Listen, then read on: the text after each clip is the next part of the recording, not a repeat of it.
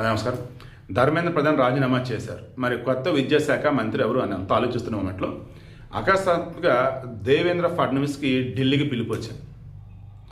దేవేంద్ర ఫడ్నవీస్ మహారాష్ట్ర ముఖ్యమంత్రి అండ్ అవతల ఏక్నాథ్ షిండే ఉన్నాడు, ఐ థింక్ డిప్యూటీ సీఎం అనుకుంటా ఆయన. సో ఇప్పుడు వీళ్ళిద్దరిని కూడా ఢిల్లీకి పిలిపించారు మన మోదీ.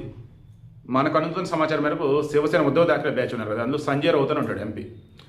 ఆ ఉద్ధవ్ థాక్రేని కంపకం చేసిన క్యాండిడేట్ ఇతనే. ఆ సంజయ్ రౌత్ ఏమంటాడంటే త్వరలో మహారాష్ట్రలో ముఖ్యమంత్రి మారబోతున్నాడు అన్నాడు. ఇది ఎలా క్రాస్ చెక్ చేస్తే ఆల్రెడీ దేవేంద్ర ఫడ్నవీస్ని ఢిల్లీకి పిలిపించారు మన మోదీ.